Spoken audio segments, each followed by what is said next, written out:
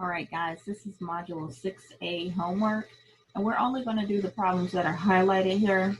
We're going to start with number 1. We have -3 raised to the second power. Now, -3, you'll notice, is in parentheses, and what that equates to is us raising that number, that -3, to the second power. So we multiply -3 times itself 2 times. So -3 times -3 is what we wind up with here. And -3 times -3 is just 9. That's our solution. From -3 to the second power, we get 9. And now example 2, you notice a big difference between number 1 and number 2. They're both raised to the second power. However, you see your negative number is in parentheses for example 1. And in example 2, it is not. So I'm going to recopy the problem over here to the side so you can see clearly what's going on here. This is -4 raised to the second power. Carry down the negative symbol, and then you'll square your 4. So we'll raise 4 to the second power, or multiply 4 times itself 2 times, 4 times 4. And we'll wind up with -16 as our result. So the answer for number 2 is -16. For number 4, you're asked to use the product rule to simplify this expression and then write the result using exponents. Keywords there. So that means we're going to keep our exponents. But the product rule really means that if you have two terms with the same base, so in this case our base is -2, you will keep the base, so it'll stay -2, and then you would add the powers. So we're adding the power of the first term, which is 2, plus the power of the second term, which is 9. And when we add those together, what we wind up with, and perhaps I would keep this -2 in parentheses, -2 in parentheses, and then we add the powers 2 plus 9. So we'll get -2 to the 11th power. That's your result. All right, let's look at number 10. Now we're using the product rule again, but we're also identifying the power of that product or a quotient. In this case, we're raising each of these terms to the second power, so we're actually using our product rule. So each of these terms are being raised to the second power. I'm drawing this arrow here to signify what I mean by that, each term. So that's -5 to the second power, a squared to the second power, b 6, we're going to raise that to the second power, and then also c, each term is going to be raised to the second power. Now what does that equate to? That becomes -5, let's just write it out, and then we'll put it in parentheses to show -5 to the second power. The second term is a squared, so a squared, raise that term to the second power, b to the 6th power, and then we're going to raise this term to the second power. And then lastly, our c, letter c, raised to the second power. Now when we simplify all this stuff, take each term and raise it to the second power, we'll get -5 to the second power. That's just 25. -5 times -5. A squared to the second power. A power raised to a power means you multiply. So 2 times 2 will make a to the 4th power. And then b was already raised to the 6th power, but then we raised it again to the second power. So we multiply those powers, 6 times 2, that'll become b to the 12th power. And then c, there wasn't a power here, so we see that invisible 1 exists. So 1 times 2 would make that c to the 2nd power. So here's your final result. We have 25a to the 4th power, 25a to the 4th power, b to the 12th power, and c to the 2nd power. This is our result here for number 10.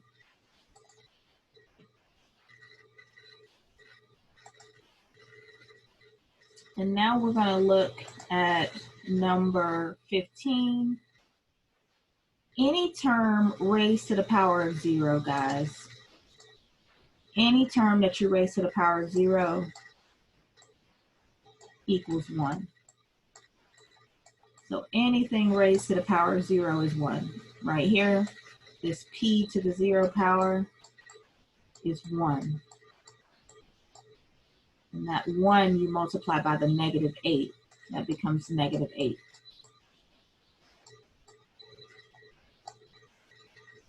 All right, let's jump down to number 18. We're simplifying this expression. We have 4p to the 4th divided by 8q to the 2nd, and each of those terms is being raised to the 5th power. All right, so when we simplify here, we want to first deal with our powers, right? We have 4p to the 4th power. All of this stuff is raised to the 5th. And then 8q to the 2nd power. All of those terms are being raised to the 5th power. Now, there's a few things you can do here. There's more than one way to solve this problem, as it is in many math problems. What we want to do is carry over our power of 5. We want to make sure we distribute it to each term in parentheses. So that just means raise every term to the 5th power. So 4 to the 5th power in our numerator.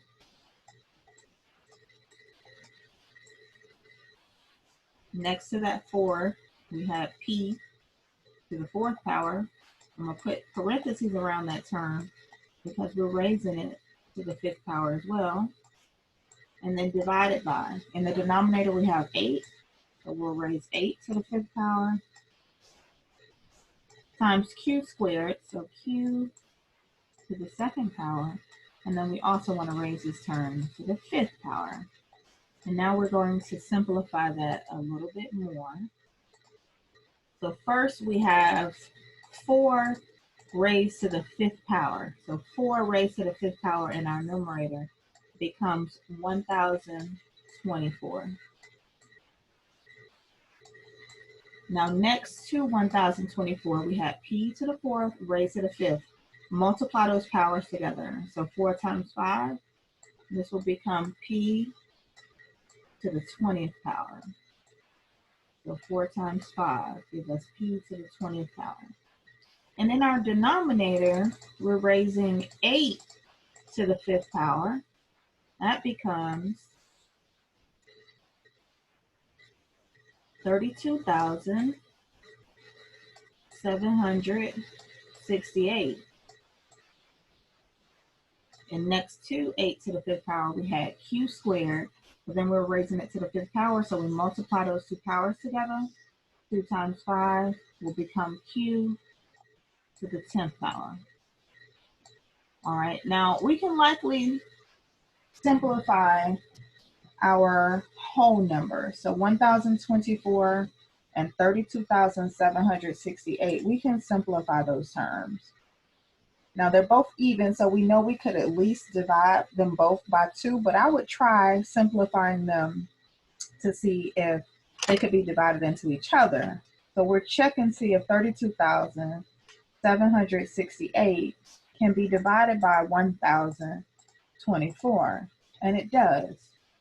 So 1,024 can be divided evenly into 32,768. It goes in there 32 times. So we would simplify this fraction as 1 over 32. Now how are we getting 1 over 32? Because both of these terms can be divided by 1,024. 1,024 goes into itself one time, and 32,768 is divided by 1,024, and it goes into that number 32 times. So next to the 32 in the denominator, we'll write q to the 10th power. Next to the 1 in the numerator, we'll write p to the 20th power. All right, and 1 times p to the 20th power is just going to be p to the 20th power. So we'll just leave it as such. So this is our result, p to the 20th power over 32, q to the 10th power. And then let's look at number 19. 19, we have 6 raised to the negative second power. Now, in order for us to simplify these terms, we want to get rid of any negative exponents. And in order to make this -2 positive, what we do is create a fraction. This becomes 1/6 to the positive second power. So in order to convert a negative power that's in the numerator to a positive power is we rewrite it as a fraction. We move that term to the denominator, and that allows us to convert. We basically take the reciprocal to convert our negative power to a positive one. So that becomes 1/6 to the second power, but we also know what 6 to the second power is. 6 times 6, that gives us 36. So our final result is 1/36.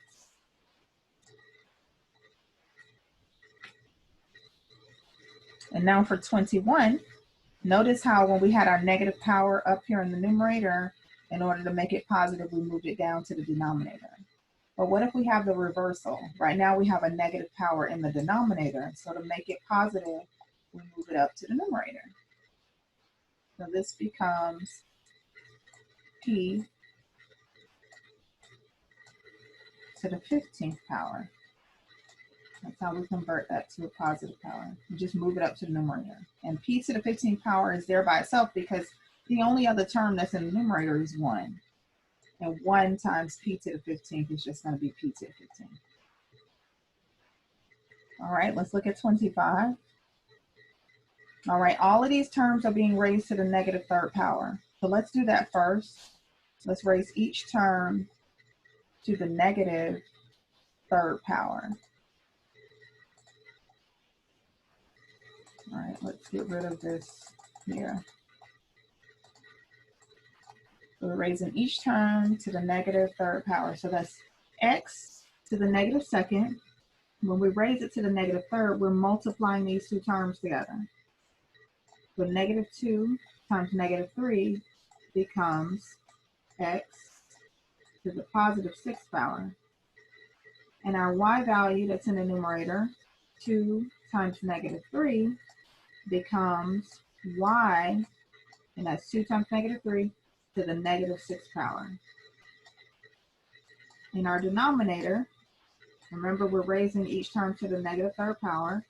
So x to the 5th power 5 times -3 will become x to the -15th power. And then y to the 7th power, we're raising that to the -3rd.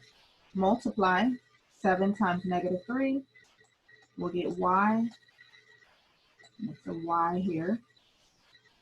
We'll get y.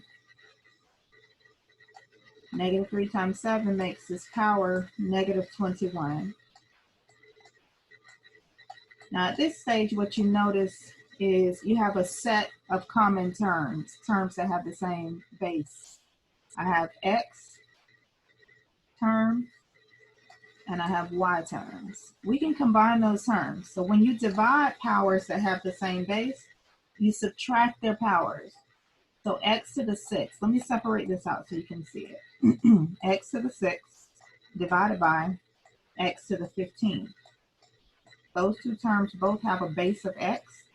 So you will keep the base, keep x as your base, and then you subtract their powers. So 6, always top power minus bottom power. So 6 minus 15. That's how you deal with the x terms. Now with the y terms, we'll do the same thing. Remember, it was y to the -6th power in the numerator and y to the -21st power in the denominator. So we'll keep the base of y, and then we'll subtract the powers. Top power is -6 minus the bottom power, which is -21. So I'll just put that in parentheses so we'll remember to change our sign there. And now we can simplify this further just by simply subtracting these powers.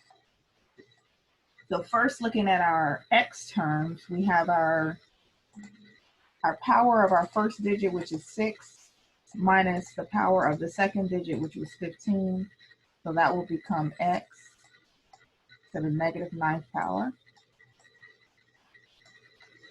And then our y coordinates, negative 6 minus negative 21. Remember those two negatives side by side becomes addition. So that really becomes negative 6 plus 21. So negative 6 plus 21 is what you're combining here, and you'll get y to the 15th power. That's what you get when you combine these two terms.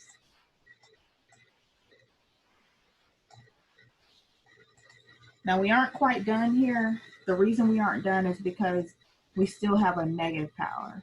And whenever you have a negative power, you haven't completely simplified. We have to make this power positive by moving it to the denominator. So that y to the 15th stays in the numerator, and we move x, making our power positive, to the 9th power, and move that to the denominator. So here's your solution. Y to the 15th in the numerator divided by x to the 9th power. So y to the 15th in the numerator divided by x to the 9th. Here's your solution.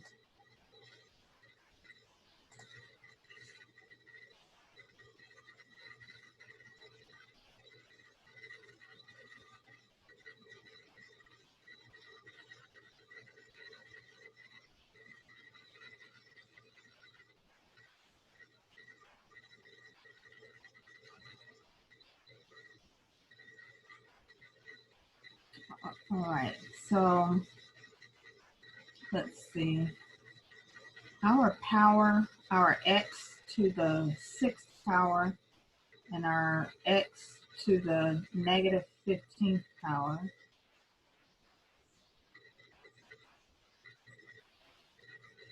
So that should have given us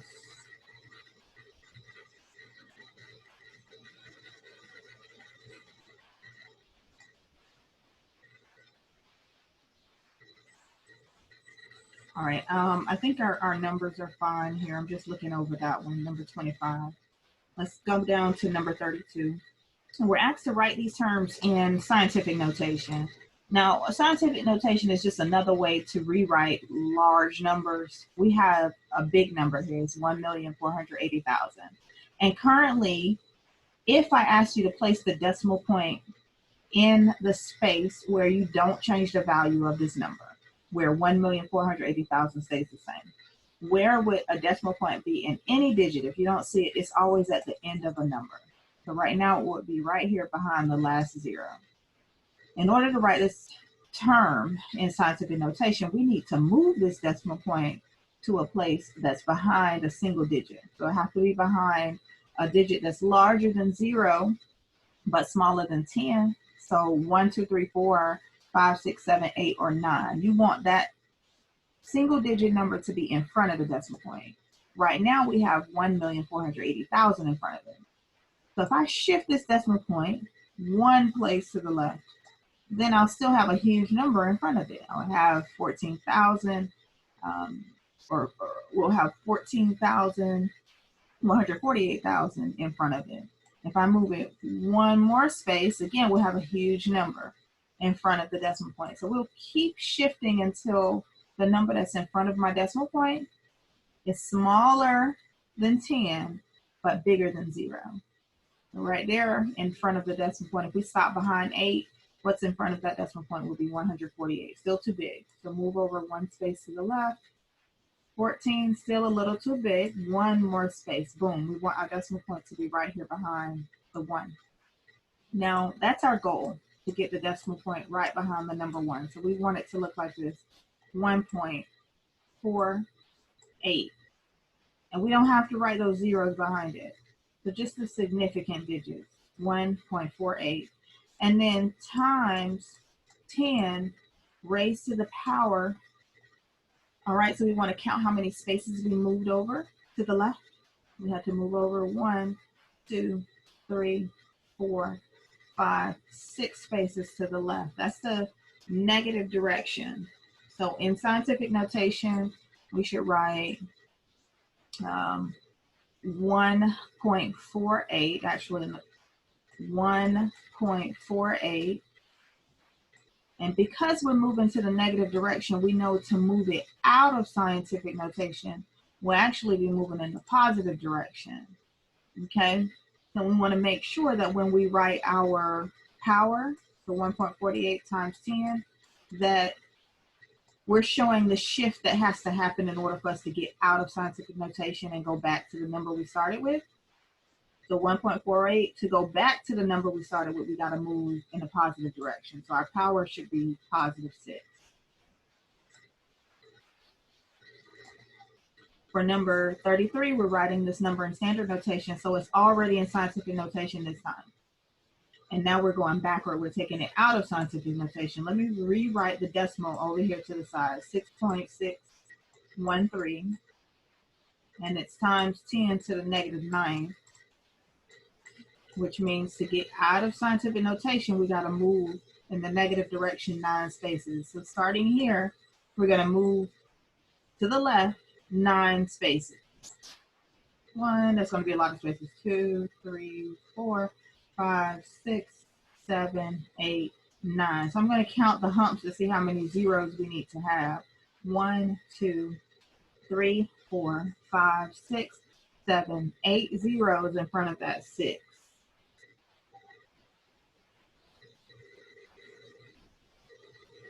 So we'll write our 8 zeros.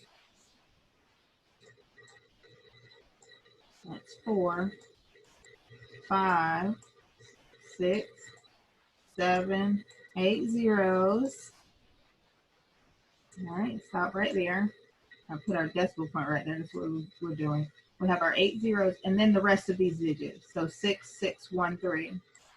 And now we've written this number in standard notation, which just means take it out of scientific notation.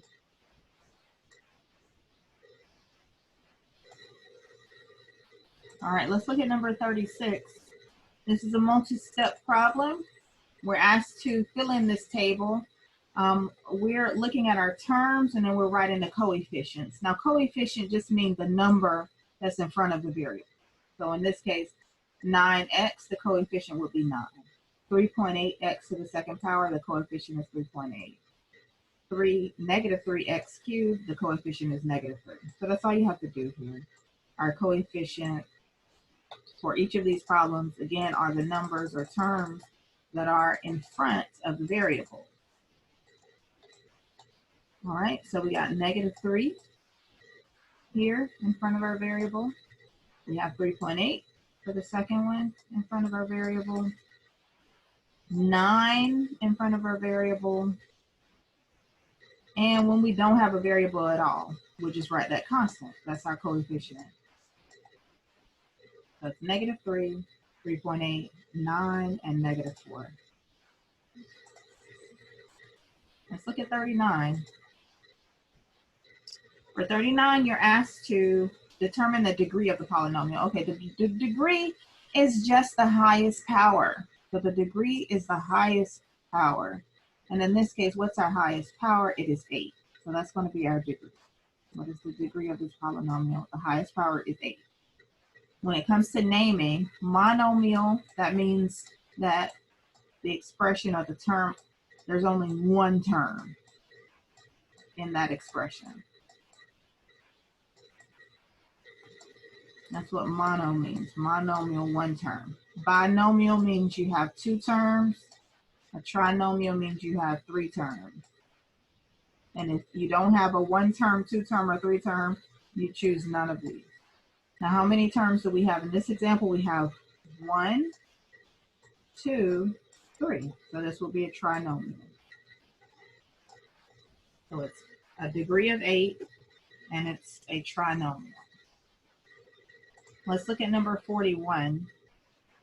For 41, we're adding the terms in the first set of parentheses to the terms in the second set of parentheses. So remember, you can only add terms if they are exactly alike. So I can only combine negative 6x with other x terms. I can only combine negative 2x squared with other x squared terms. All right, so let's look at how this would play out. We got negative 6x plus 7. I'm just going to recopy that over here to the side. Negative 6x plus 7. And now plus negative 2x squared. That becomes just minus 2x squared. Now plus positive 6x, that just becomes plus 6x. And then plus positive 5, that just becomes plus 5. Now we'll combine any terms that are alike. So negative 6x and positive 6x, those two can be combined. However, what's negative 6x plus 6x? That's just 0. They're going to cancel out. And we have 7 and 5. We can combine those two terms. That'll give us 12. So we write down our terms in order based on the highest power first. So negative 2x squared would be first. And then plus 7 plus 5, or 12. That's our solution here. Negative 2x squared plus 12. Let's look at number 44. So we added for 41. For 42, we're going, or for 44, we got to subtract. So it's a little bit different in that we have to adjust our signs. So a negative times a negative, remember, is positive.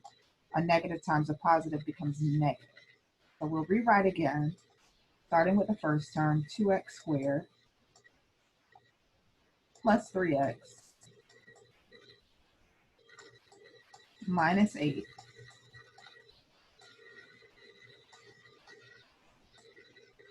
and then minus negative 2x, that becomes plus 2x. Minus positive 7, that becomes minus 7, and then combine any terms that are alike. So I have 2x squared. There aren't any other x squared terms. I'm just going to copy 2x squared down here, since that is our highest power, so that should be first. And now 3x, we do have another x term, 2x.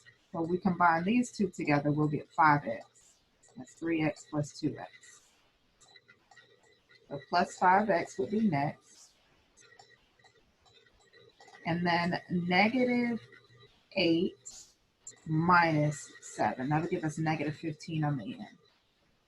And that's our result. 2x squared plus 5x minus 15.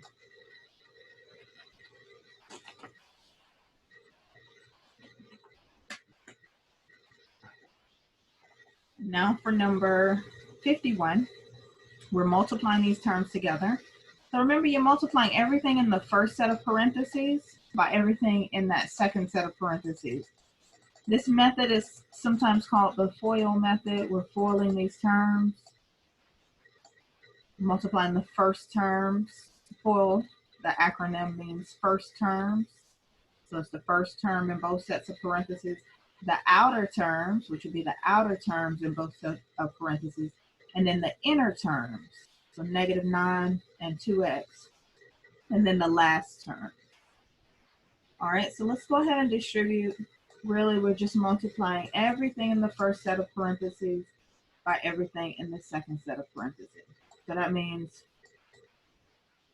3x times 2x, and that gives us 6x squared, because we have to add those powers, the 1x plus the 1x, so 6x squared.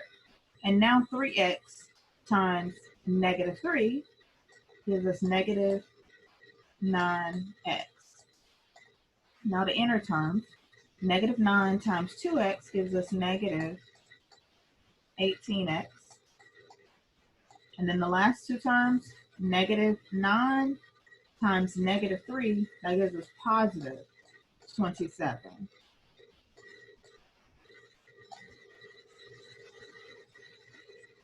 And now, combine any terms that are alike, and these two middle terms can be combined since they both have an x, right? So that'll give us 6x squared. Our first term will remain the same. So 6x squared will remain the same because there aren't any other x squared terms. And then negative 9x minus 18x, that'll be negative 27x. And then at the end, we have our positive 27. And that's our solution for this one. All right, for number 55, we're multiplying again. So just like the last problem, we want to multiply each of the terms in that first set of parentheses by each of the terms in the second set of parentheses. So x times x squared, that'll give us x to the third power. X times negative 2x will give us minus 2x squared. X times 3 will give us the positive, so plus 3x. And now we'll multiply each term by negative 6. So negative 6 times x squared is negative 6x squared. Now negative 6 times negative 2x, that'll be positive 12x. And then the last term is negative 6 times positive 3, that'll be minus 18. Now we'll combine any terms that are alike. All right, so we have x cubed out here, x to the third power. There aren't any other x cubed terms, so we'll just copy down our x cubed here. X to the third power. And now our x to the second power, we actually have two of those. So we got negative 2x squared and minus 6x squared. When we combine those together, we get negative 8x squared. And our x terms, we have 3x and positive 12x, so that'll give us 15x. And then lastly, we'll just carry down our negative 18, and that's our solution. So that's multiplying these terms. The last one we'll look at deals with dividing terms. So when you divide terms, you really just, in this case, we're actually looking at these multiples. Look at the 4x to the fourth power in the denominator. What that means is that we're going to divide everything in that top part of the fraction, so everything in the numerator, we're going to divide by 4x to the fourth power. And let me separate it out so you can see what I'm speaking of. This becomes negative, so it becomes negative 4x to the seventh power, that's the first term, divided by the denominator, which is 4x to the fourth power. And now we're going to do the same thing with the second and the third term. So we'll take 16x to the sixth power, and both of those are positive, so I'm just going to put a plus in between them. So 16x to the sixth power, we'll divide this term by 4x to the fourth. And now minus, since we got a negative 8 divided by positive 4x squared, that becomes, or 4x to the fourth power, that becomes negative. So minus 8 divided by 4x to the fourth. Each of these terms are being divided by 4x to the fourth. Now, how do we divide? We'll look at our integers, of course, like in this case, 4 divided by 4, or negative 4 divided by 4 becomes negative 1, right? Because those 4's are just going to cancel each other out. So it really just becomes negative here. But negative what when it comes to our variable? We have x to the seventh power in the numerator, x to the fourth. Remember, when you divide terms with the same base, you keep the base, so we'll keep x, and we subtract the powers. So 7 minus 4 becomes x to the third power. Now, for our second set, we have 16 divided by 4. 16 divided by 4 is 4, so that's plus 4. And now for our variables, we have x to the sixth in the numerator, x to the fourth in the denominator. Keep the base of x, and then we subtract the powers. So 6 minus 4 becomes x to the second power. And then minus 8 over 4, we see here, right? 4 goes into 8 2 times, so that becomes -2. And our x to the fourth just stay down there since we don't have any other terms to combine the x term with the numerator. We just keep it in the denominator. But this would be our solution. That's how we divide. Now that's the end of module 6A homework. We'll stop here.